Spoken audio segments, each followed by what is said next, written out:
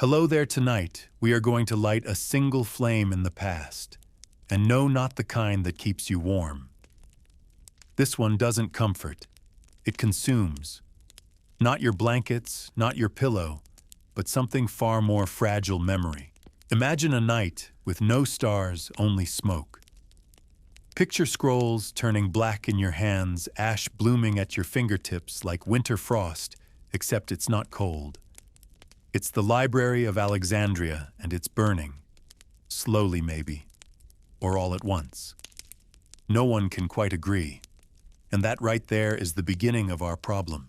You probably won't survive. So before you get comfortable, take a moment to like the video and subscribe, but only if you really like what I do here. And hey, let me know in the comments what time it is, where you're listening, and what city you're falling asleep in tonight. Now turn off the lights, maybe turn on the fan for some soothing noise, and let's get started tonight. It starts with a library.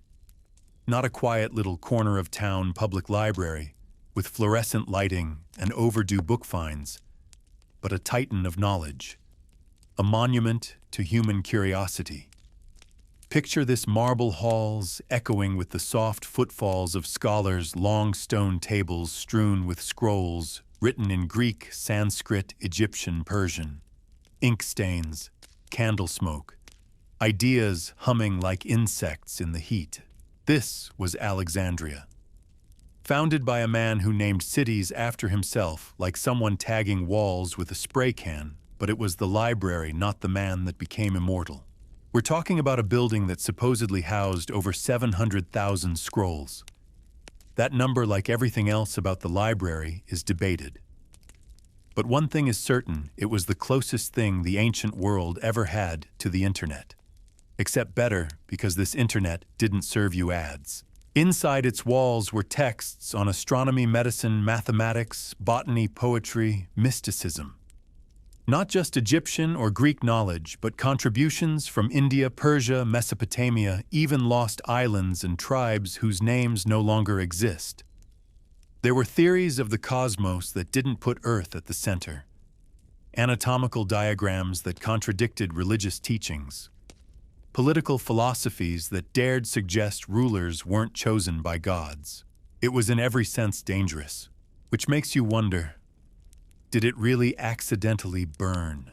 The story most people know is this: Julius Caesar laid siege to Alexandria in 48 BCE. His troops, cornered in the harbor, set fire to enemy ships. That fire spread, leapt from vessel to dock to warehouse, and before anyone realized what was happening, it reached the library. Thousands of scrolls were lost. Some say tens of thousands. Others say nearly everything. Historians still debate whether this was the true destruction or just one of several incidents that chipped away at the collection over centuries. Was it Caesar's fire? Was it later Christian mobs purging pagan knowledge? Was it Muslim conquerors clearing out what they deemed heretical? No one agrees. And that uncertainty is part of the tragedy. Because you see, history isn't always written by the victors. Sometimes it's written by the survivors. And sometimes the survivors are too afraid or too obedient to write the whole truth.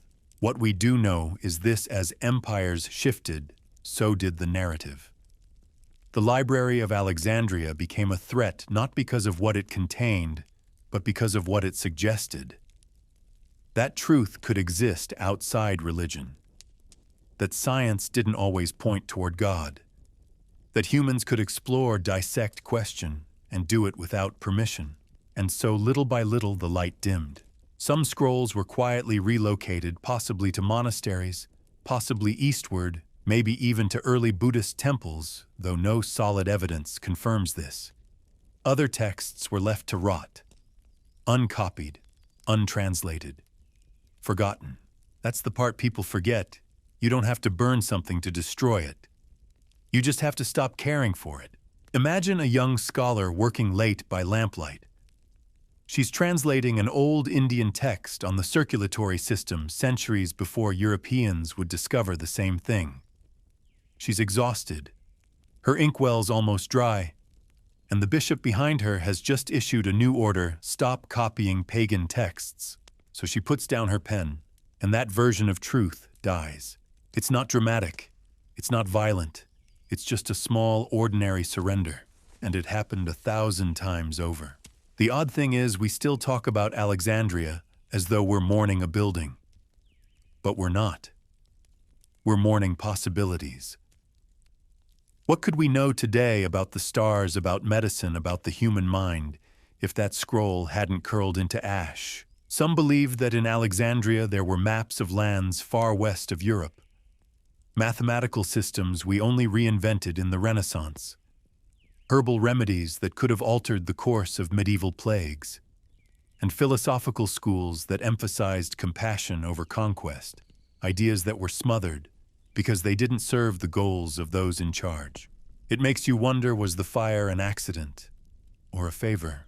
There's an old rumor, half legend, half wish, that some scrolls escaped. That a scholar named Hypatia smuggled them out. That monks copied them in secret. That somewhere in the dusty corners of forgotten caves or tombs, remnants of that knowledge still lie in wait. It's romantic. It's probably not true. But it's comforting, and that more than anything tells you why Alexandria had to go. Because comfort is control. And uncontrolled ideas, those are dangerous. There's a haunting line from a letter written decades after the fire. A scholar laments even the smoke of what we lost would be worth breathing. Think about that. Imagine breathing the scent of burned scrolls and calling it a blessing, because that would be more than we have now. Today, we still walk through museums, heads tilted, hands behind our backs, looking at fragments of pottery and calling them civilization. But it's the scrolls we never found, the stories never retold, that hold the real weight. The silences in history echo louder than any monument. And maybe that's the hardest truth to fall asleep to. Not that we lost knowledge, but that someone might have chosen to lose it for us. So tonight, while your room grows darker and the world outside your window slows, remember the brightest minds once trusted that as long as truth was written down, it would survive. But paper is weak, and fire is fast. Sleep well, knowledge stolen in the night. The stars over Pergamon didn't flicker the way they did over Alexandria. The skies here were sharper, somehow, thinner, more expectant. You could almost feel the weight of ambition pressing against the horizon, like the city itself was trying to outshine the night. And in a way it was. Pergamon wanted to be the next Alexandria. It was smaller, perched atop a high hill in what is now western Turkey. But it burned with the same hunger to gather every scrap of human understanding, every scroll and whisper and legend, to trap truth inside a room and guard it. They built a library to rival the legend. It grew rapidly, thousands, then tens of thousands of scrolls copied, collected, hunted down by royal agents with a zeal normally reserved for war. These weren't just books. They were prizes. The kings of Pergamon dispatched scholars the way other rulers dispatched soldiers. And somewhere along the way, they made a mistake. They grew too successful. According to historical records, at least the ones that didn't mysteriously vanish, Egypt's rulers, protective of Alexandria's status, took notice. Jealousy blooms strangely in power. And so they did what any insecure empire would do. They cut off the supply, specifically papyrus. Historians still debate whether this was economic strategy or scholarly sabotage, but the result was clear. No more papyrus exports to Pergamon. If you can't get the material, you can't make the scrolls. If you can't make the scrolls, your library doesn't grow. But Pergamon didn't fold. It adapted. Instead of papyrus, they turned to animal skin, vellum, parchment. They developed an entirely new medium, one more durable, less prone to decay. It wasn't elegant, and it certainly wasn't cheap, but it was theirs. And slowly, scroll by scroll, Pergamon's collection rivaled Alexandria's. And that's where the real trouble began. You see, when knowledge becomes power and power becomes fragile, someone always tries to steal the story. When King Attalus III died in 133 BCE, he made a curious decision. He bequeathed his entire kingdom, including the library, to Rome. Just like that. One imperial signature, and the greatest collection of non-Alexandrian wisdom belonged to a distant foreign hand. But here's where it gets strange. Just before the official transfer, hundreds, maybe thousands of scrolls disappeared. Gone. Vanished. Overnight, the catalogs became riddled with blanks. Entire sections of philosophical works, scientific treatises, medical records, all missing. Some were never seen again. Others, oddly enough, resurfaced decades later in Rome or Alexandria, sometimes even altered bearing the names of different authors, which raises the question, were they stolen, burned, smuggled out to avoid Roman control, or perhaps appropriated, taken not just as spoils, but as foundations for a new historical narrative? One odd little fact Plutarch, the ancient historian, once mentioned, that the Pergamon scrolls were carried in secrecy. He doesn't say where, he doesn't say by whom, just that they were removed to deny their use to strangers. Who were the strangers? Rome or us.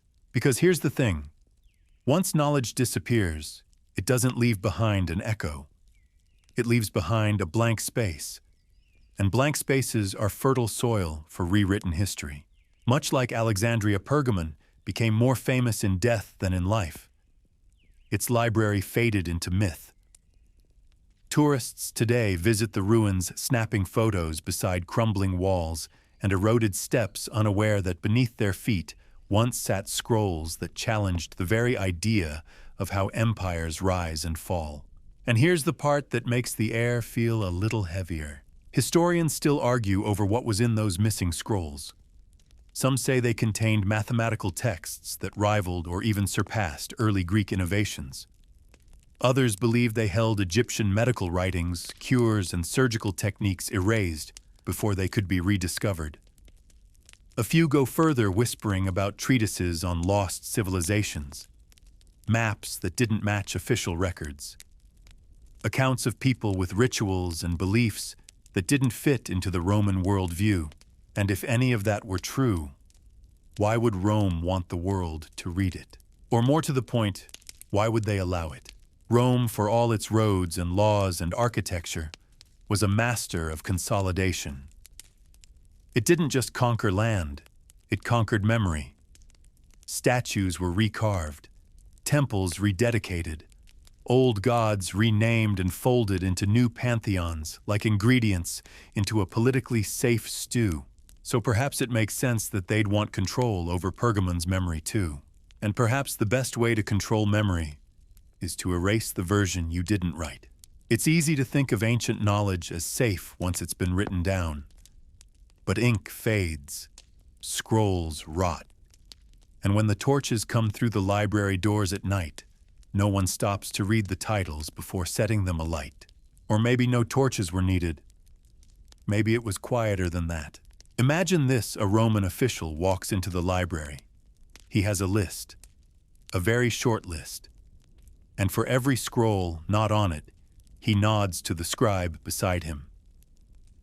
That scribe picks up the scroll, sets it aside, not to burn, but to disappear. Somewhere deep, somewhere final, and no one ever reads it again. Odd, isn't it, that we speak of lost knowledge as if it wandered off on its own? But it didn't. It was taken. The Library of Pergamon wasn't destroyed by fire. It was dismantled by politics. Undone not by violence, but by silence. A scroll placed in a locked room. A record struck from a catalog. A story simply not retold.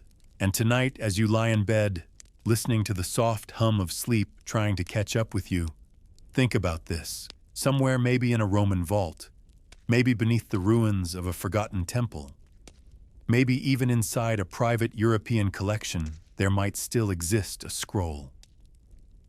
A single scroll, unread for 2,000 years, written by hands now dust in a language few remember, containing a truth no one was ready for, and someone long ago made sure you'd never see it. Sleep well. 3 months of burning paper wind. Somewhere in the dry plains of northern India, the scent of smoke once drifted for 3 months straight. Not the sharp chemical kind that stings your eyes, but something strangely sweet. The smell of ancient palm leaves, dried bark manuscripts, and blackened parchment curling up into the sky. The scent of thought centuries of it turned into ash and carried off by the wind. A wind that knew no borders, no kings, no gods. Only loss. Tonight we drift toward a different kind of fire. Not one lit by soldiers, but by doctrine. Not a chaotic accident, but something more systematic, more patient, something that took its time. Before the flames, there were monks, thousands of them, clad in saffron robes, walking barefoot through temple courtyards, murmuring mantras while holding slates of brittle text lines etched with quiet reverence. They were caretakers of a body of knowledge that had been accumulating since the days of Emperor Ashoka in the 3rd century BCE. A king who once waged bloody war only to renounce violence and become a sponsor of the Dharma, sending envoys, scriptures, and stone-carved teachings across India and beyond. It was under Ashoka's reign that the great Buddhist libraries began to grow centers of learning like Nalanda, Vikramashila, and Odantapuri. These weren't just temples. They were universities, archives, observatories, places where medicine was studied alongside meditation, where astronomy was discussed in the same breath as ethics and compassion. The monks here didn't just chant. They experimented, debated, preserved, and oh, how they wrote. The early Buddhist scriptures were delicate things, recorded on palm leaves with styluses bound with thread protected by wooden covers. They weren't mass-produced. They were copied by hand in silence with a kind of love modern printing presses will never understand. For centuries, this wisdom was safe, until it wasn't. Historians still debate the scale and intention of what happened next. But sometime in the 12th century, as waves of Turkish and Afghan invasions swept through northern India, the monasteries became targets. Not just for looting, but for erasure. Because ideas, unlike gold, can't be traded. They have to be destroyed. The most infamous incident came with the fall of Nalanda, once the greatest Buddhist university in the world. Persian historian Minhaj-e-Siraj later wrote that when the invaders arrived, they didn't just sack the complex. They set the libraries on fire. And the flames, he claimed, didn't stop for 3 months. For 3 months, smoke twisted up into the sky, curling through the branches, seeping into the soil. Locals said you could smell it on the wind from miles away, the scent of burning manuscripts, sacred and profane. Some historians argue the account is exaggerated. 3 months, really, but what no one denies is the outcome. The knowledge gone. Whole schools of Buddhist philosophy disappeared overnight. Sutras that had been passed down for centuries simply stopped appearing in the historical record. Commentaries, medical treatises, records of early councils all lost. And with them, the ability to understand how Buddhism had evolved in its homeland before it migrated east. It's easy to assume the loss was purely due to invasion, but that's only part of the story. In the centuries that followed, even as Buddhism began to vanish from the Indian subcontinent, other forces took over. Regional dynasties rose and fell.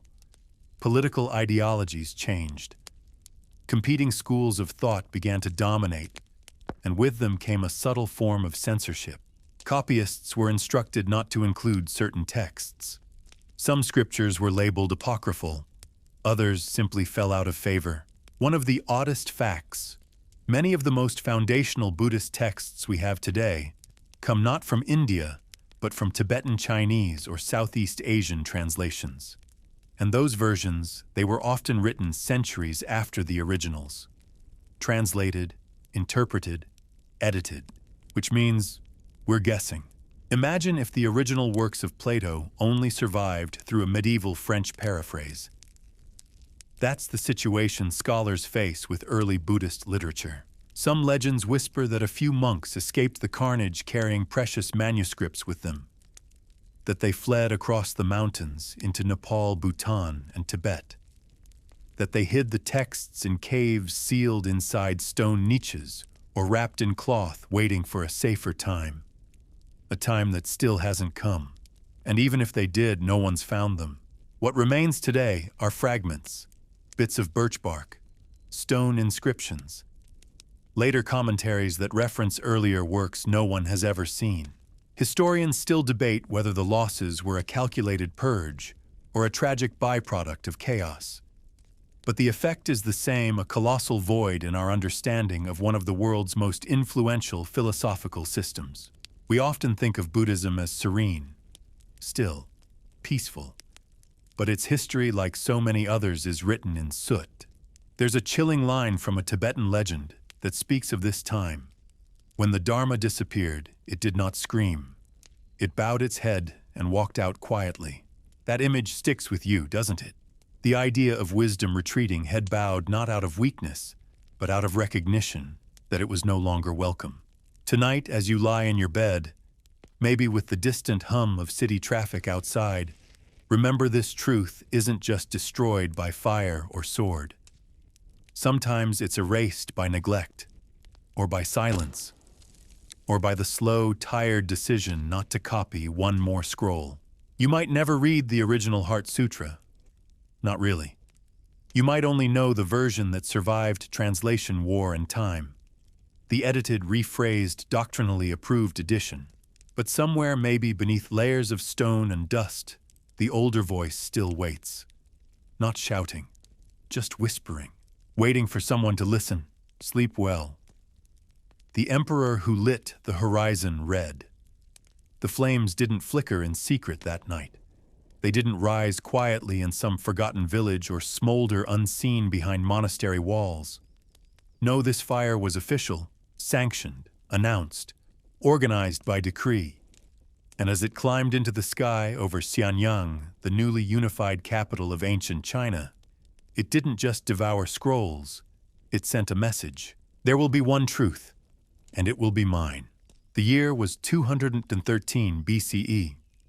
Qin Shi Huang, the first emperor of China, had just completed the impossible, uniting the warring states into a single empire. A man obsessed with order, law, and immortality. The same man who ordered thousands of life-sized terracotta soldiers to guard his tomb. Who dreamed of drinking mercury to cheat death. Who built the earliest foundations of what we now call the Great Wall. And yet, for all his monuments, what he really wanted to build was a memory. His memory, because to Qin Shi Huang ruling the land wasn't enough. He needed to rule the story. So he turned to his trusted Prime Minister, Li Si, a brilliant legalist, loyal, pragmatic, and absolutely ruthless. Together, they crafted a plan that had nothing to do with armies and everything to do with erasure. It began with an edict. All texts except those on agriculture, medicine, divination, and engineering were to be destroyed. Not just banned, burned. Historical records gone, philosophical texts ash, poetry, music theory, political critique. If it didn't serve the state, it served no purpose. Historians still debate how far the purge extended. The edict recorded in the records of the Grand Historian by Sima Qian declared that any books from the previous dynasties, especially those preserving Confucian teachings, must be surrendered. Anyone caught hiding or copying forbidden works would face execution or forced labor. And then, as if the fires weren't enough, came the burials. Yes, literal burials. The following year, the emperor ordered the execution of over 400 Confucian scholars. Some were buried alive, others beheaded in public. Their crime-keeping memories that challenged the new narrative. Speaking words the emperor had not approved. The message was clear: you do not get to remember a different version of China. But here's where it gets uncomfortable. Because while some historians have questioned the scale of the massacre, wondering if later Han Dynasty writers exaggerated the cruelty to make Qin Shi Huang look worse, the core truth remains untouched. The first dynasty of a unified China began its reign not by preserving culture, but by purging it. One of the oddest facts, Qin's regime was obsessed with celestial alignment. He believed heaven's will was with him, that he was the son of heaven, destined to bring order. But in doing so, he saw any competing idea as a threat. Harmony didn't mean diversity of thought. It meant absolute conformity. So in a twisted way, the book burnings weren't an act of chaos, they were an act of control. A controlled burn to clear the intellectual underbrush. A fire to plant one seed of thought and nothing else. And here's the strange irony, much of what we know about this purge comes from the very dynasty that overthrew him. The Han. They painted Qin Shi Huang as a tyrant, a monster, a madman. And yet, they benefited from the silence he created. Because when the books were gone, when the thinkers were dead, when the libraries were empty, the Han could fill them with their own version of the story. One where they were the saviors. Sound familiar? It's a pattern that repeats: destroy first, then replace. Burn, then rewrite. Create a blank slate, then call it history. Even today, archaeologists are still sifting through the ruins of ancient Xianyang. They've found fragments, bits of bamboo slips, charred ends of scrolls. Nothing complete. Nothing whole. Like trying to read a sentence from the last few letters of each word. We don't know how much was lost. Maybe the original works of Confucius himself. Maybe texts that documented life in the pre-Qin states, with a richness now forever gone. Maybe poetry that celebrated human joy and suffering in ways we can no longer feel. And perhaps that's the most tragic part, we don't even know what we're missing. You might think, well, that was a long time ago. Things were different. But control over memory, that never changes. Qin Shi Huang was just the first to do it so openly, so unapologetically. Most rulers destroy quietly under cover of politics or reform, but the first emperor, he made a bonfire and invited the whole empire to watch. He wanted to scorch the past so deeply that no one could dig it up again. But memory is stubborn. Some texts survived tucked away by daring scholars in remote provinces. Some Confucian classics were later recompiled during the Han Dynasty, reconstructed from memory oral tradition and scattered remnants. But were they identical? Were they pure? Historians still debate that. Did the Han restore lost wisdom or invent it to suit their image? Were the rediscovered Confucian texts the originals, or an edited version built to legitimize new rule? And if we can't answer that, what does that say about every page of every history book since? Maybe Qin Shi Huang didn't just burn the books. Maybe he burned the certainty that truth can survive a ruler's fear. So tonight, as you drift deeper into stillness, into the hush of your room, imagine the glow of that fire. Imagine it not as destruction, but as a kind of reprogramming. A factory reset of a civilization's memory. All clean, all obedient, all new. But not true, because history doesn't start when someone says it does, and it doesn't stop burning when the fire goes out. Sleep well. The smoke that carried away, the Maya. You probably don't think much about bark paper. Not the kind you doodled on as a kid, or those craft supplies you forgot in a drawer, but real bark paper amidal layered, pressed, and coated in white lime by Maya scribes. Soft to the touch, strangely fibrous, and strong enough to survive centuries in the jungle's heat. On it they wrote everything: calendars, prophecies, star charts, prayers, kingship records, birth rituals, recipes, warnings. Imagine a world where knowledge didn't live in bookshelves or data clouds, but in folding codices made of trees. A wisdom grown, written, sung, and then imagine that world being declared demonic. The story of the Maya codices isn't one of gradual loss. It's not an accidental fire or a misplaced library catalog. No, this was deliberate. A purge cloaked in robes and incense, and it happened in broad daylight. By the time the Spanish arrived on the Yucatan Peninsula in the 16th century, the Maya had already spent centuries developing one of the most sophisticated writing systems in the ancient world. Glyphs carved into temples, symbols painted with fine brushes on wood-bone ceramic, and most importantly, those folded paper books called codices. Each one was like an encyclopedia painted with mineral pigments in vivid reds, yellows, blacks, and blues. Not just religious texts, but astronomical predictions accurate to the second. Agricultural rotations timed to celestial events. Historical chronicles carved with a kind of rhythm no European had ever seen. Then came the missionaries, and with them came the flames. In 1562, a bishop named Diego de Landa ordered the burning of the codices. He gathered them dozens, maybe hundreds, into a pile and set them ablaze in the town of Mani. In his own words, he claimed they were superstitions and lies of the devil, that they must be destroyed for the good of their souls. Now pause there. This man, who would later become the acting governor of Yucatan, was so dedicated to eradicating Maya belief systems, he not only burned the books, but also tortured those who tried to protect them. Elders, scribes, midwives, children, anyone who refused to abandon their old gods was subject to interrogation. Yet here's the bitter twist. De Landa also wrote one of the most detailed records we have of the Maya calendar and glyph system.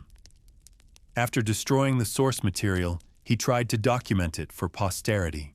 Historians still debate his motivations. Was it guilt, curiosity, or simply arrogance? Whatever the reason, his notes would eventually help modern linguists decode the surviving fragments of Maya writing. But it doesn't make the fire any less real. Only 4 Maya codices are known to survive today. Just 4 out of thousands. The Dresden Codex, the Madrid Codex, the Paris Codex, and the Grolier Codex, now also called the Mexico Codex. None of them are in the hands of the Maya people. All are in European institutions, guarded, preserved, and displayed behind glass like exotic butterflies pinned to a board. Imagine being the descendant of the civilization that created these books, and needing a passport and permission to see your own ancestral memory. It's not just loss, it's theft, and yet the memory lingers. Some of the codices contained calculations for solar eclipses, Venus cycles, and planetary alignments with astonishing precision. Modern astronomers still marvel at them. They predicted celestial events with an accuracy that rivaled and in some cases exceeded European calculations of the same period. But those texts didn't just explain the sky. They explained the soul. They told you when to plant, when to speak, when to fast, and when to sing. They marked the sacred days, the unlucky days, and the days where the gods demanded silence. And it's all gone. One odd fact. Some of the ceremonial knowledge from the codices may have survived not in writing, but in performance. In the oral traditions passed down in isolated villages, certain chants and rituals bear striking resemblances to glyph sequences discovered in temples. A rhythm, a phrase, a gesture, like shadows of lost pages still alive in motion. But for the most part, what we have are ruins. We walk through sites like Palenque Copan and Tikal and marvel at the pyramids, the stone carvings, the jungle reclaiming its place. But what we've lost are the stories. Who were these people? Not just kings and warriors, but farmers, midwives, teachers, dreamers. What did they believe about love, about death, about time? What was written on those pages folded like accordions painted with brushes of hair and pigment ground from stones? We'll never know. Some historians believe that the destruction of the codices was more than just religious zeal, that it was strategic. By erasing the written memory of the Maya colonizers, made it easier to control their identity. If a people no longer remember where they came from, How can they resist where they're being sent? And it worked. For centuries, the Maya were described as a vanished people, as though they had disappeared into the jungle, leaving only mossy stones behind. But they didn't vanish. They were silenced. Today, over 6 million Maya descendants live across Mexico, Guatemala, Belize, and Honduras. They speak over 30 different languages. They hold ceremonies. They carve. They weave. They remember. Even if their books were burned, one haunting phrase from a Maya elder sums it up. The words were taken, but the breath remains. And maybe that's what keeps the truth alive. Not the paper, but the breath. Tonight, as you lie in bed, maybe the thought of burning paper seems far away, a thing of the past. But knowledge is still vulnerable, not just to fire, but to indifference, to forgetting, to deciding something no longer matters. The codices didn't vanish because they were unread. They vanished because someone decided they shouldn't be read. And yet here you are, listening, imagining them. Maybe that's how memory survives. Sleep well. The book that walked with angels. Not all fires burn with flame. Some books disappear in silence, bound in leather, tucked beneath robes, and carried away under the weight of too many eyes watching. Some are hidden so carefully, even the people who protect them forget where they are. And some are simply banned, erased, not with ash, but with consensus. And then there's the Book of Enoch. If you've never heard of it, that's not your fault.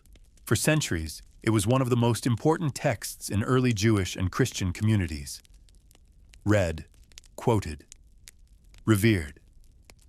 And then, as if someone flicked a switch, it was gone. Vanished from the canon. Shoved into the margins of theology. Labeled heretical. Buried under layers of discomfort, caution, and control. Its fall was not loud. It was strategic. Let's start with who Enoch was. According to ancient tradition, Enoch was the great-grandfather of Noah, a righteous man, a prophet.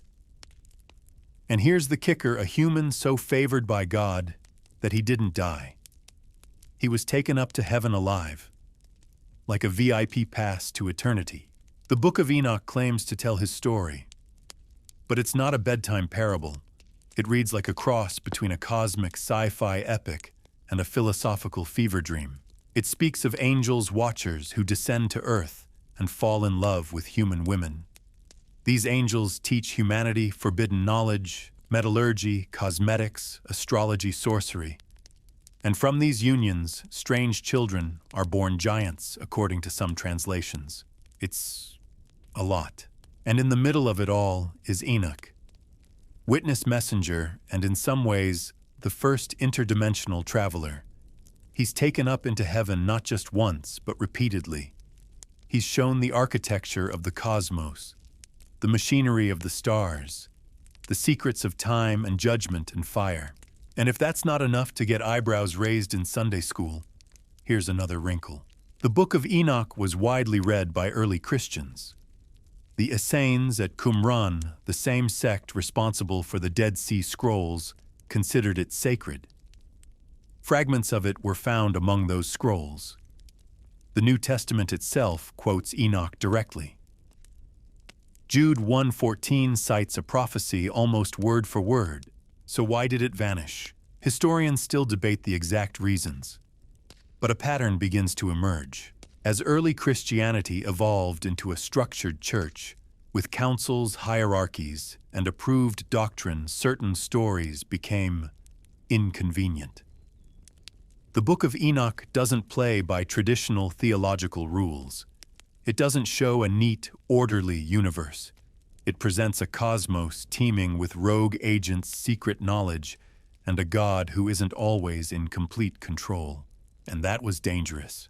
Because if knowledge can come from somewhere other than divine command, from angels, from stars, from Enoch's own vision, then who gets to decide what's true? The bishops or the dreamers? In the 4th century, at the councils of Laodicea and Nicaea, church leaders formalized the biblical canon. And Enoch was out. Too odd, too mystical, too unpredictable. From that moment on, its copying was forbidden, its distribution illegal. In the Latin and Greek-speaking worlds, it faded into obscurity. Odd little fact, one church kept it. Just one. The Ethiopian Orthodox Tewahedo Church continued to revere the Book of Enoch as sacred scripture. To this day, they include it in their biblical canon. It survived in the Ge'ez language spoken by few outside the highlands of East Africa, sheltered by mountains and tradition. For over 1,000 years, the rest of the world forgot, until 1773, when a Scottish explorer named James Bruce traveled to Ethiopia and returned with several complete manuscripts. The academic world was stunned. Scholars who had dismissed Enoch as apocryphal fantasy were now forced to reckon with a complex, vivid, and utterly ancient cosmology, but by then it was too late. Enoch had already been branded non-canonical, suspicious, fringe. Even today, most theological institutions treat it like a curiosity, interesting but irrelevant. Except it isn't. Because between its verses, something else lurks. A glimpse of a time when the boundaries between human and divine were porous. When the stars were teachers. When angels were not just messengers, but rule breakers. When the sky wasn't heaven, it was a library. And maybe that's what scared the early church most. Because the Book of Enoch doesn't just challenge theology, it challenges control. Control over who gets to interpret the cosmos, over who holds the keys to heaven, over who decides which questions are safe to ask. Some scholars now suggest that Enoch preserves fragments of older traditions, Babylonian, Egyptian, even Sumerian myths reinterpreted through a monotheistic lens. Others believe it's a relic of a more mystical, less institutional faith, a version of religion that was more dream than doctrine. But no one really knows, because for over a millennium the book was hidden, and what disappears for that long doesn't come back unchanged. There are still debates over which version is original, how many were written, what was added, what was lost, what the angels really said. And maybe that's the point, because books don't need to burn to disappear. They just need to be declared not worth reading. And then the silence does the rest.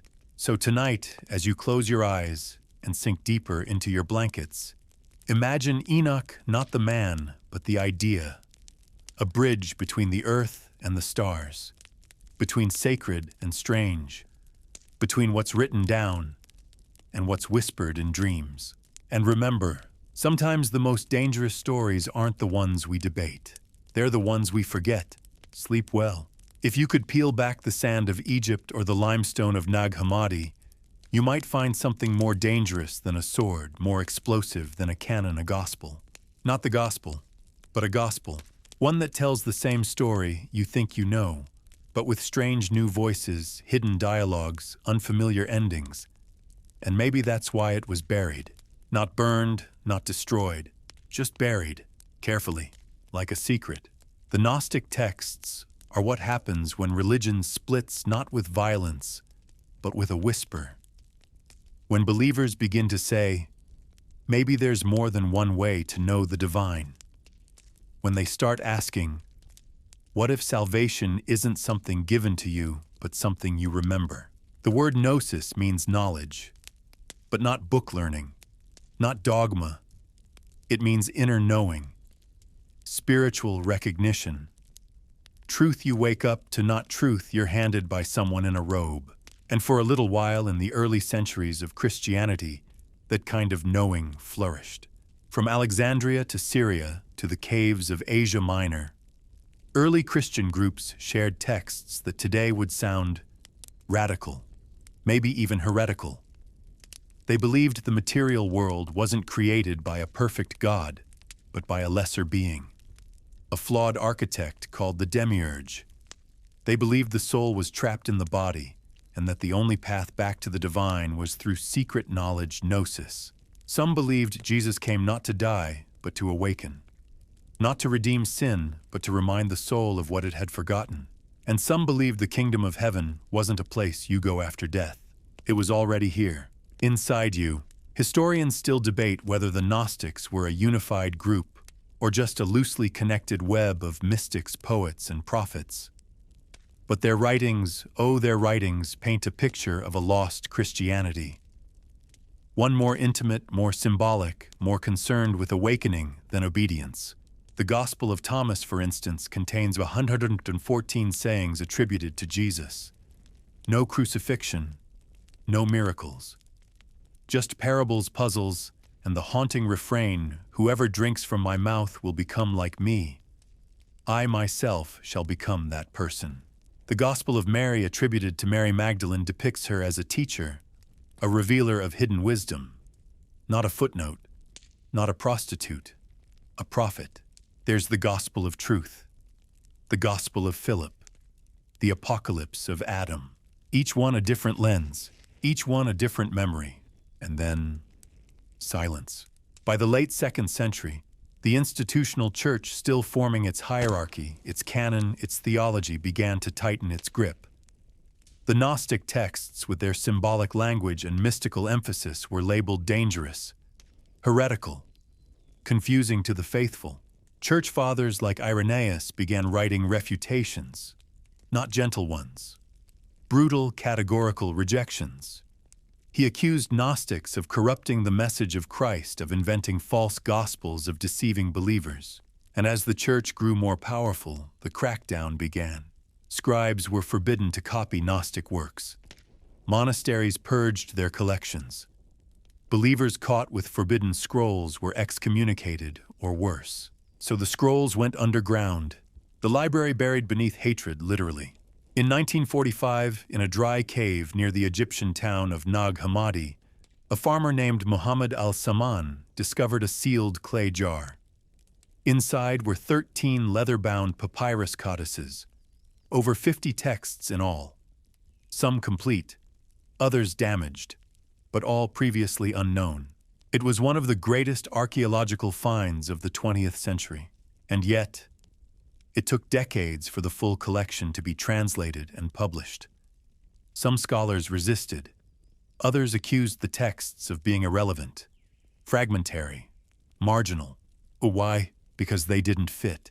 They didn't support the neat arc of traditional church doctrine. They questioned. They symbolized. They destabilized. But the texts kept whispering anyway. One odd fact: the Gnostic writings share themes with Buddhist and Hindu thought. The idea of illusion, of inner awakening, of the divine spark hidden beneath the illusion of the world. It's led some to wonder whether these early Christians were in contact with Eastern traditions, or whether certain truths just have a way of echoing across civilizations. And maybe that's what made them so dangerous. Not that they were false, but that they were possible. Today, the Nag Hammadi Library has been translated into dozens of languages. It's available online, taught in seminaries, studied in graduate courses. But for centuries, these voices were erased, not because they were untrue, but because they weren't authorized. Some historians argue that we shouldn't romanticize the Gnostics, that many of their texts were elitist, that their metaphysics were convoluted, their communities secretive. But even if that's true, the core remains: they offered a different kind of faith. Not faith in a church, but faith in remembering.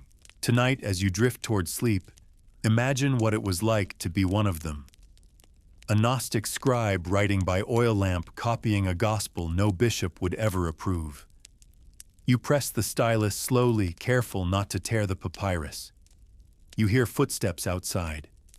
You blow out the flame, and you bury the book, not in fear, but in hope that someday someone would dig it up and ask, "What else were we never told?" Sleep well. The clay tablets no one translates. Imagine this: a small windowless storeroom lit only by weak overhead bulbs. The walls are lined with boxes, gray and beige, stacked 6 high. They're not made of gold. There's no velvet, no security alarms, just dust, cardboard, and silence. But inside those boxes, clay. Thousands and thousands of small rectangular tablets, each about the size of a smartphone. cracked at the edges. Some with smooth surfaces, others uneven like they were formed in someone's palm. On them are etched lines, neat, sharp, repetitive. Little wedge marks forming patterns like coded whispers. You're looking at cuneiform, the world's first written language. These tablets once filled the libraries and state halls of ancient Mesopotamia, Sumer, Akkad, Babylon, Assyria. And while the rest of the world was still trading knowledge by word of mouth or carving a few sparse lines into stone, these people were already keeping records. Not a few, not hundreds. We're talking hundreds of thousands of tablets documenting everything from taxes and treaties to dreams and stargazing. And today, most of them sit unread. That's right. Unlike the lost scrolls of Alexandria or the burned codices of the Maya, these tablets still physically exist. They haven't been destroyed. They're not myths. They're real, they're here, and yet they've been quietly sidelined. Not because we can't read them, but because for the most part we just haven't. Let's rewind. In the 19th and early 20th centuries, British, French, and German archaeological teams began full-scale excavations in the Middle East. They dug up the ruins of Nineveh Ur-Kish Nippur. They found buried ziggurats, shattered statues, collapsed libraries, and within them boxes upon boxes of cuneiform tablets. Some were administrative, yes, ledgers, deeds, lists, but many weren't. There were myths, epics, curses, hymns, prayers, prophecies. One even had a list of omens triggered by the way oil moves in water. Another recorded astronomical events down to the minute. You'd think that discovering an archive from the dawn of human civilization would trigger a global academic race to translate and understand it. But instead, what happened was a bottleneck. Translating cuneiform isn't easy. It's a specialist field, and the number of people trained to do it has always been small. But that's not the only issue. You see, museums and academic institutions started hoarding these tablets like rare stamps. Some were never fully cataloged. Others were labeled incorrectly or dismissed as mundane without ever being read. A few especially, the stranger ones, were quietly set aside. Historians still debate how much of this was innocent backlog and how much was something else. Take the case of the Sumerian king list. It's a tablet that lists rulers of Sumer, along with the lengths of their reigns. Sounds simple enough, right? Except some of these kings were said to have ruled for tens of thousands of years, before a great flood, before history, as we think we know it, even begins. Mainstream scholars say, obviously that part's mythical, a storytelling flourish, an origin myth. And maybe they're right. But others ask, what if it's not entirely? Or take the Epic of Gilgamesh, which was first uncovered in the ruins of Nineveh. It's a sweeping tale of heroism, friendship, and mortality, but it also contains a version of the flood story. Long before Noah, long before the book of Genesis, that part. It was discovered in the 1800s by a man named George Smith, a young assistant working in the British Museum. When he translated the flood account on a clay tablet, he was so shocked that he stood up pale and trembling and ran through the museum still wearing his apron. It shook the entire academic world. And yet, that tablet, it was just one among tens of thousands. What about the rest? There's a strange phenomenon in modern archaeology called the gray archive. It's the space where items exist but are never displayed, published, or studied. They're too niche, too weird, or too inconvenient. Some of the tablets in this gray zone contain astronomical records that predate Greek discoveries. Some reference gods' maps or celestial events that don't match the known Babylonian pantheon. Some mention other people, other lands, people with unfamiliar names, lands that don't appear on ancient maps, ships, black-headed men coming from across the sea, strange stars, sudden disappearances. Are they poetic, symbolic errors? Or something we haven't decoded yet? One odd fact: Even today, when a cuneiform scholar wants to access certain tablets, especially ones held in national archives or museums, they might be told, that collection is under reorganization, or we don't have staff to assist with that material, or the classic, it hasn't been fully digitized yet. Decades go by. The tablets remain in boxes, and the stories inside them remain silent. There are theories, of course. Some say that among the uncatalogued tablets could be records that upend our timeline proof that ancient humans were more advanced than we admit. Others believe there are references to older civilizations, maybe even civilizations we've never found. More conservative scholars scoff at this. They argue that if anything revolutionary had been found, it would be published. But that's just it. What if it has been found, but not published? Or published and ignored? Because let's be honest, institutions like people have reputations to protect. You don't just throw out your textbooks because one fragment in a dusty box says something weird. No one wants to be the first to say, maybe the past isn't what we thought. So we wait. Meanwhile, in the world's largest museums, these tablets sit behind the scenes. Thousands of years ago, a Sumerian scribe pressed a stylus into wet clay. He had no idea who would read it.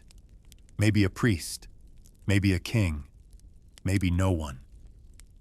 But he pressed those marks with care, thinking, this matters. This must be remembered. And today, it sits in a drawer, labeled undeciphered. As you lie there tonight, wrapped in your own blankets, think about those tablets. Imagine reaching out and touching one cool rough, the indentations still crisp after millennia. Imagine reading a line that hasn't been read since the day it was written. Would it be something sacred, mundane, strange, or something that changes everything? Sleep well. What the Vatican won't let you see. You've seen the outside. Maybe in a textbook. Maybe on a travel channel. That pristine stretch of white stone. The dome rising like a halo over Rome. Tourists with cameras. Nuns with umbrellas. The hum of awe as people file through St. Peter's Basilica, whispering as if God himself might be listening. But beneath the polished marble, past the polished saints and Renaissance ceilings, there's something else. Shelves, 90 kilometers of them. Tucked into a private wing, guarded behind locked doors and Latin signage, sits one of the most secret collections in human history. The Vatican Apostolic Archive. Formerly and more provocatively known as the Vatican Secret Archive. It's not fiction. It's real. And it's not a basement full of cursed relics or alien skulls like the internet would love to imagine. It's something more subtle, more powerful. It's memory, controlled. Thousands of years of it. Because if Alexandria burned, and Pergamon was stolen, and Babylon buried in mud, the Vatican did something else. It organized the past, then locked it away. Let's clear something up. The word secret in Vatican Secret Archive doesn't mean mysterious. In Latin, secretum means private, personal, meant only for the Pope's eyes. But that doesn't make it feel any less forbidden. We're talking about over 50 miles of document scrolls, parchment, papal correspondence, imperial edicts, and hand-copied records. Some date back over 200 years. Some are more recent, but no less mysterious. Only a handful of scholars are allowed access each year. To qualify, you must be credentialed, sponsored, and pre-approved. You can't browse. You must know exactly which document you want to request by title and catalog number. And even then, they might say no. No photos, no scans, handwritten notes only. And even those get reviewed before you leave the room. So what's in there? That's the question that keeps people up at night. Some of the known documents include the papal trial of Galileo Galilei, the man who dared to say the earth moves, the excommunication letter to Martin Luther before the Protestant world split away, the Treaty of Tordesillas, where Spain and Portugal divided the globe before anyone else had a say, correspondence with emperors, kings, revolutionaries, and sometimes those who would later be saints or heretics. But it's not what we know that fuels the whispers. It's what we don't. Because for every document the Vatican has acknowledged, there are thousands more simply unlisted or not yet declassified.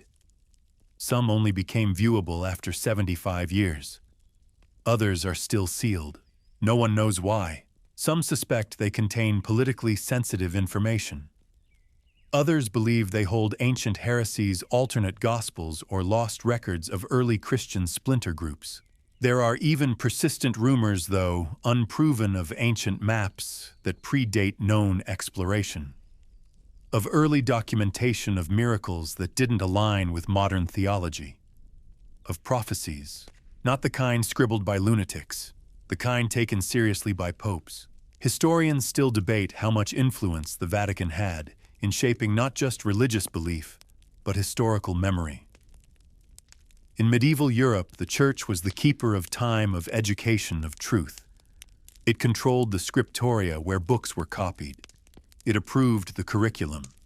It decided which knowledge was divine and which was dangerous.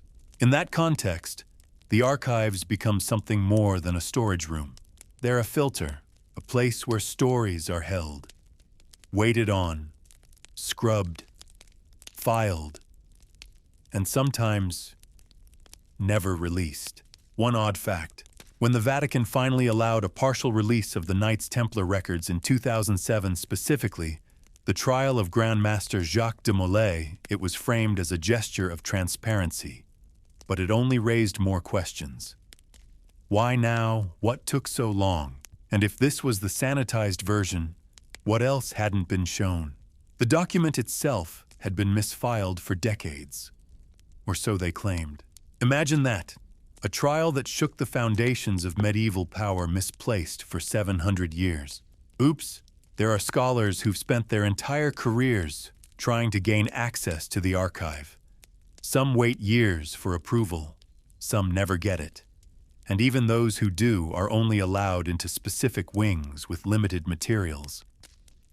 Much of the content remains off-limits, especially anything tied to doctrinal disputes, unorthodox theology, or what the Church labels private matters. And yet the archive keeps growing, year by year, box by box. Documents from new popes, new governments, new controversies. One historian joked that it's a place where history goes to nap for 75 years before we're allowed to meet it. But the truth, some of it may never wake up. So tonight, let's wonder, what's behind those shelves? An early gospel that contradicts the resurrection. A record of how much pagan mythology made it into Christian holidays. Letters from missionaries in South America describing indigenous spiritual practices. That sounded eerily familiar. A scroll that outlines a different timeline for the origin of Christianity. Or maybe, just maybe, a collection of books' names or ideas deemed too complicated for the faithful. Not untrue, just inconvenient. You lie in bed. The fan hums. The dark presses softly at the windows. Somewhere in Rome, behind high walls and polite smiles, your past might be sitting in a drawer. A sentence, a line, a memory. And someone has already decided you don't need to read it. Not yet, maybe not ever. Sleep well. Exile by silence. The Jesuits and the shaping of thought. When you think of a shadow government, your mind might go to secret societies, men in cloaks, smoke-filled chambers. But sometimes the most powerful control isn't loud or hidden. It wears robes, teaches Latin, and gives you a diploma. Tonight, let's follow the quiet footsteps of the Society of Jesus, better known as the Jesuits, through the long, echoing halls of Europe's most prestigious schools. Not as conspirators, but as something far more effective, as gatekeepers. Because if the Vatican archives stored the past, the Jesuits curated the future. It began in 1540, right as the world was being torn in half by the Reformation. Protestantism was spreading fast. Martin Luther had nailed his theses to a door, and suddenly Europe's hold on Catholic certainty began to shake. The Church needed a weapon not of steel but of speech. Enter Ignatius of Loyola. A wounded Spanish soldier turned mystic Ignatius founded a brotherhood whose mission was to defend Catholicism through education, discipline, and devotion. They weren't monks locked in monasteries. They were teachers, travelers, thinkers, warriors of the mind. And they knew something vital: if you want to shape a generation, you don't do it at the pulpit. You do it in the classroom. So they built schools, hundreds of them, from Rome to Goa, Mexico City to Beijing. The Jesuits created a global network of elite institutions. By the 17th century, they weren't just teaching the Bible. They were teaching astronomy, mathematics, philosophy, literature. And not poorly either. Their schools were considered the gold standard. Even kings sent their sons to Jesuit colleges. But behind the excellence was structure. Behind the structure, control. The heart of the Jesuit curriculum was a document called the Ratio Studiorum, the Plan of Studies. Published in 1599, it outlined exactly what could be taught, how, when, and most importantly, how not to cross the invisible line between knowledge and danger. Want to teach Aristotle? Sure, but only the parts that aligned with church doctrine. Want to discuss Galileo? Proceed with caution. Want to mention heliocentrism, that the earth revolves around the sun? Acceptable as a mathematical theory, not as fact. Never as fact. Historians still debate whether this was censorship or just prudence. But one thing is clear: students didn't leave Jesuit schools as free thinkers. They left shaped, polished, equipped with logic, but trained to avoid certain conclusions. An odd fact. In the early 1600s, when Galileo's telescopic observations began shaking the foundations of astronomy, many of his fiercest opponents weren't just theologians. They were Jesuit astronomers. Men who had studied the stars but refused to say the earth moved. Not because they didn't believe it, but because they weren't allowed to believe it. And yet the Jesuits were no fools. They preserved knowledge too. They copied ancient texts, protected libraries during wars, brought back manuscripts from the East. In some cases, we owe our understanding of classical philosophy to Jesuit scribes who kept the old scrolls alive. But preservation and permission are not the same. Think of it like a museum with no lights. The artifacts are there, but you only get to see what someone else decides is safe to display. The most subtle power the Jesuits held was what modern thinkers call epistemic, framing the power to decide what kind of questions are even worth asking. Should we debate if the soul pre-exists the body? No.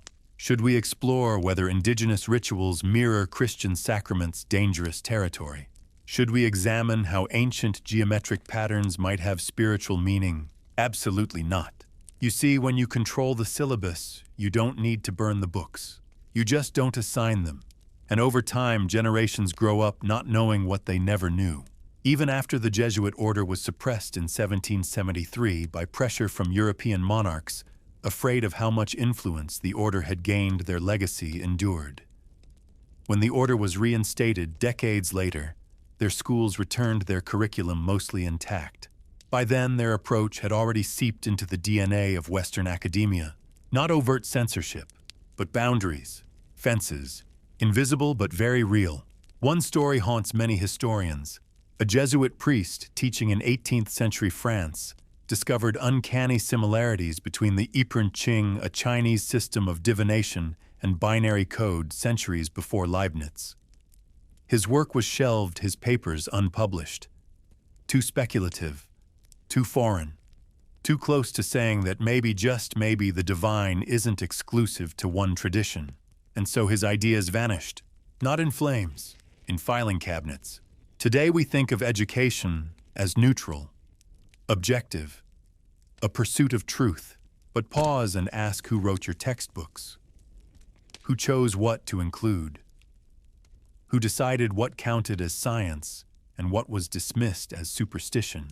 Was it really the data, or was it the gatekeepers? As you lie there now, your room soft and quiet, think of the millions of students who passed through Jesuit hands. The questions they never asked, the thoughts they never dared write, the doubts they whispered, then swallowed. Think of the young astronomer who looked through a telescope and saw moons circling Jupiter, and then turned away silently because what he saw wasn't allowed to be true. Think of the philosopher who read a line in an ancient text that made his heart race, only to realize that if he quoted it, he could be silenced. Think of all the minds shaped not by what they were taught, but by what they were never allowed to discover. The Jesuits didn't erase history, they edited it. And in doing so, they reminded the world that the most enduring censorship doesn't silence the speaker. It teaches them not to speak. Sleep well. The algorithm of forgetting. When modern platforms decide what you know, you'd think, after everything we've covered, fires, secret vaults, buried scrolls, silent erasures in candlelit monasteries, that surely now in the digital age we've outgrown the old ways of losing history. We haven't. We've just made it faster. Tonight, let's dim the lights on cathedrals and libraries and turn instead toward your screen.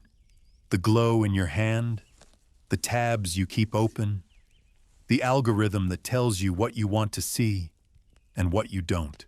Because history is still being erased, but now it's done with code. Imagine this, it's 2:47 a.m. You can't sleep. You pull out your phone and start typing ancient civilizations that may have predated Sumer. You get a few articles, a Reddit thread, a YouTube video. Then suddenly nothing. No more links, no suggestions, just silence. You didn't hit a wall, you hit a filter. The digital world runs on something called relevance ranking. It sounds innocent, useful even, but it's the modern version of a burning decree. You see, every search engine, every social feed, every video platform decides what to show you based on a blend of popularity, credibility, engagement, and yes, compliance with community standards. What does that mean? It means that the line between misinformation and inconvenient history can blur faster than you think. It means that platforms don't have to delete something to make it disappear.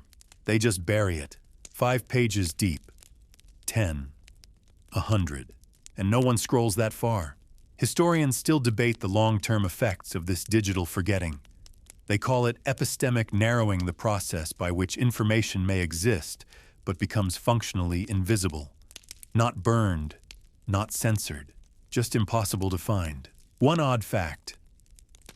Wikipedia, the world's largest encyclopedia, has locked editing on thousands of pages deemed controversial. Try editing the entry for the Dead Sea Scrolls or the origins of certain religions or even specific ancient monuments. You'll need approval citations from an approved source and sometimes divine patience. And who decides what's a valid source? The same institutions that once decided which scrolls to copy. Let's talk about algorithms. They're not evil. They're not even conscious. They're just math designed to optimize your experience. But optimization isn't the same as truth. If an article about Babylon gets fewer clicks than one about aliens building the pyramids, guess which gets promoted? And if a story challenges something widely accepted, say the official timeline of the peopling of the Americas, it's often tagged as speculative, even if it's written by a respected academic, even if it's true, because truth has a speed limit now. And if you go too fast too early, your work is labeled fringe. Take the case of Göbekli Tepe. For decades, archaeologists assumed large-scale stone temples required agriculture, that the temple followed the farm. Then in Turkey, they found Göbekli Tepe, a site 11,000 years old, built before agriculture even existed. It flipped everything, and yet for years after its discovery, it struggled to gain serious media coverage because it didn't fit. And the algorithm doesn't like things that don't fit. Or consider the vast amount of oral tradition in indigenous cultures around the world. Stories that, when compared with geological or astronomical events, line up with eerie precision. Stories of floods of fire from the sky of stars moving differently. Many of these traditions were dismissed as myth.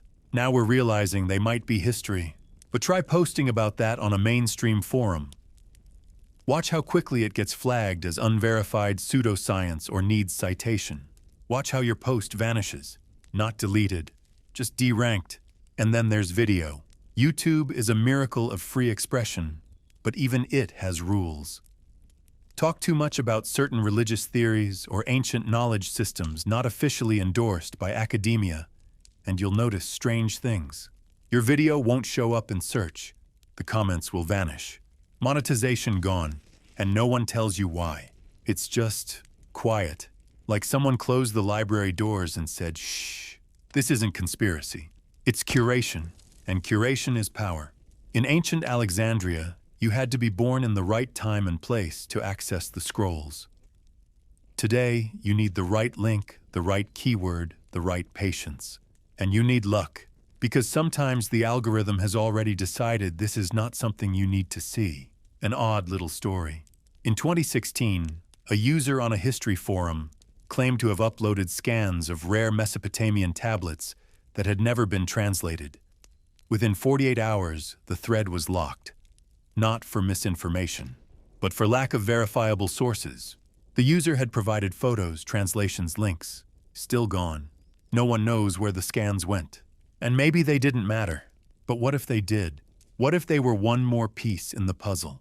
What if 1,000 moments like that have already happened, and we just never knew?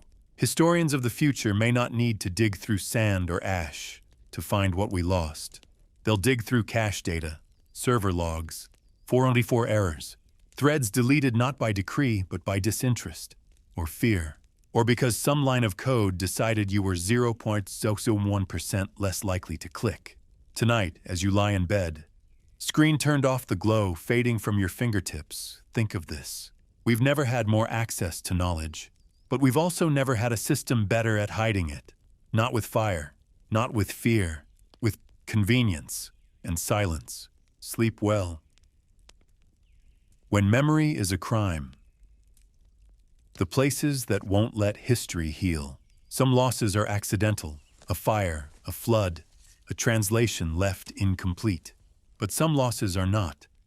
Some histories are erased by design systematically, meticulously, and often with a smile. Tonight we turn to the places where remembering is not just discouraged, it's dangerous. Because the last great cover-up isn't hiding in some distant past. It's happening now. You've heard the phrase, history is written by the victors. But what they don't tell you is what happens after it's written, when the ink dries and the statues go up. What happens when someone dares to remember differently? That's when memory becomes a threat, and when remembering becomes a crime. Across the world, monuments are erected to create certainty. They tell you this happened, this was good, this was progress. But what they don't tell you is what had to be silenced to make that version possible. Think of the temples built over older temples, the cathedrals standing where sacred groves once stood, the colonial museums built atop stolen land filled with artifacts taken from the very people they silenced. Now imagine what's missing, not just the object, but the story that came with it. Because once you take away a people's ability to tell their own story, you don't need to burn anything else. You've already done the job. Let's talk about China, the land of scrolls, sages, dynasties, and revolutions. But in modern China, not all history is allowed to breathe. The Cultural Revolution of the 1960s didn't just target intellectuals, it went after memory itself. Temples, manuscripts, family altars, ancestral records burned. Why? Because in a new society, the past was a threat. Reverence for history was rebranded as superstition. And even today, certain topics, certain names cannot be searched. Not online, not in public. You can write about the glories of Tang poetry. But try publishing a book on the Tiananmen Square protests blocked, banned, erased. It's not just censorship. It's historical amnesia by force. Then there's Turkey, where even uttering the words Armenian genocide in a classroom can lead to legal consequences.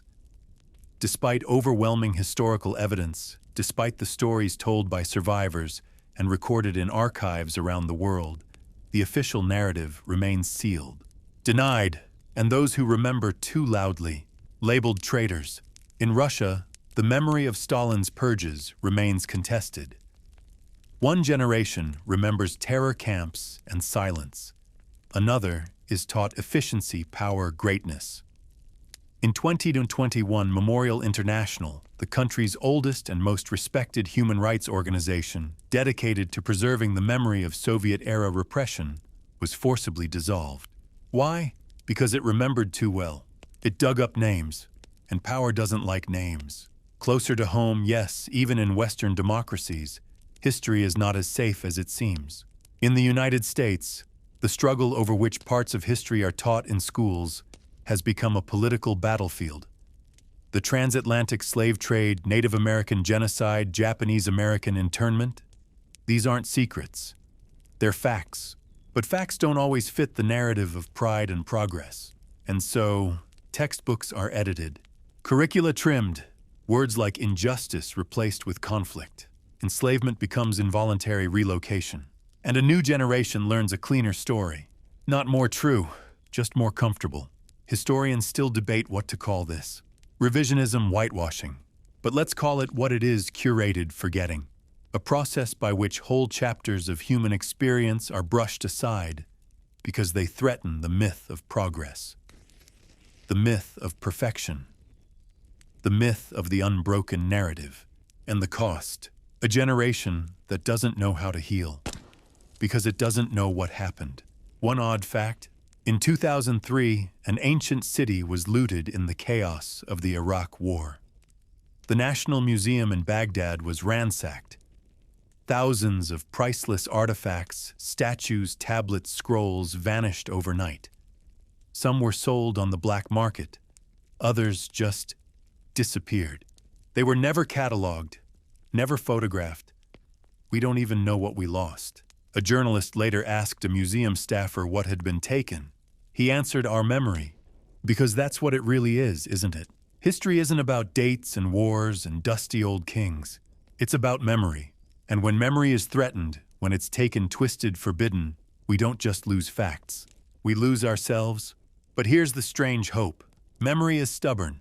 It hides in lullabies, in tattoos, in the names we give our children, in whispered prayers, in recipes, in folk songs, in the way we pause before entering a sacred space even when we no longer know why. It's harder to erase than they think, because even when the book is burned, the story sometimes survives in the breath of a grandmother or the dreams of a child.